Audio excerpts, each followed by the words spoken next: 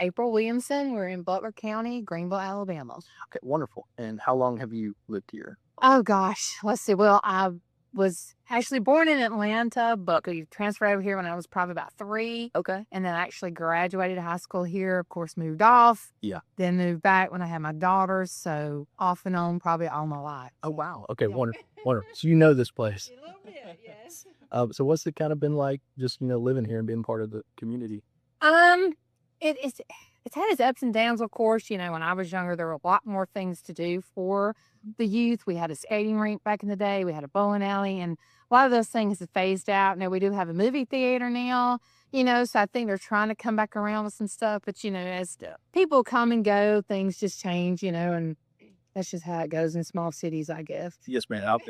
That's kind of the same story. I grew up in Choctaw County and Sumter County. Okay. I've been in Marengo, all the rest of the Black Belt. It seems like that's kind of a common theme. Yep. The older folks die out, their kids have moved off, so they don't replenish with anything. And then, excuse me, and then older folks come back, and, it's always a cycle. So, Absolutely. didn't have a movie theater, but we don't have a skating rink now. So I guess it's give and take. I don't even know who skates anymore, but back then, that's all we did. Oh, I know. I'm way too old for it now. Yeah, for sure. But what do you feel like makes Greenville or Butler County special? So I can tell you from a perspective of being a mom, of course, when I was younger, nothing made it special. But as a mom and you get older and you see things, for me, moving back here, the sense of community, the smaller school, I felt safer with her here. We moved out of Montgomery. Naturally, of course, when you look at those stats up there, it was a good call. Yeah. The crime rate down here is really low. And then just one of those things where, it's a double-edged sword where everybody knows everybody, but that's good from a safety perspective, not so much if you want privacy, but as a mom, it was important for her to be able to give her roots and wings in an area that I felt comfortable for her to have those wings and go, so that's what made it special for me coming back home. That's wonderful. That's great. So what's it like kind of being a small business owner or, kind of?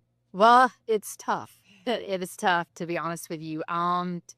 We've got a lot of challenges that we're facing right now, and so we're just kind of holding on. Like, our lease is up here in September, so we've got to make some hard decisions coming in, but it's been really tough.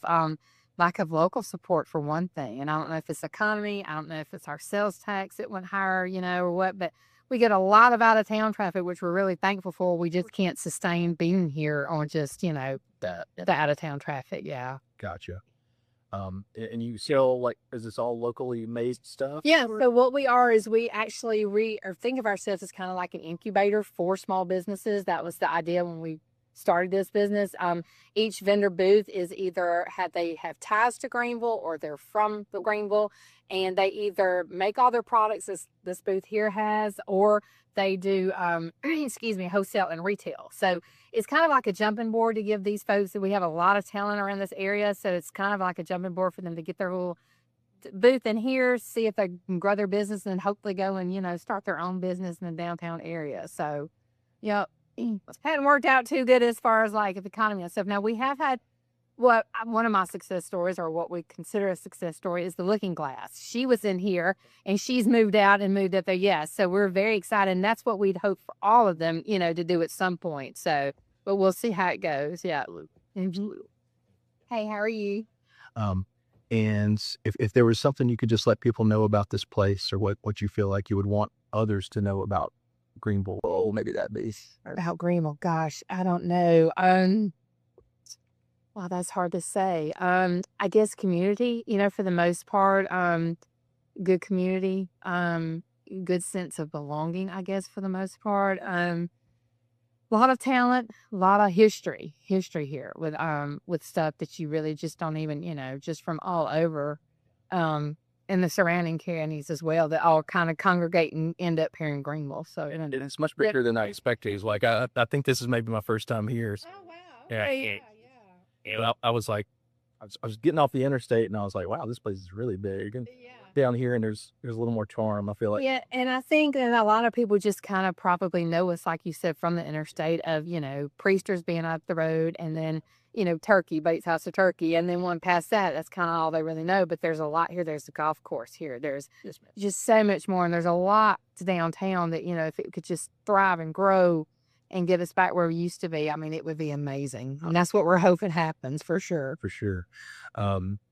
So, what challenges do people face here, or maybe what do you feel like is a, something that people struggle with, maybe other than just the economy stuff, or Probably, I don't know if it's for the struggle, probably more just probably a pain point for everybody. There's no real, outside of fast food, there's no real nice restaurants, So when you think about, or in my mind, when you think about downtown, specifically for us being a downtown business, Yeah.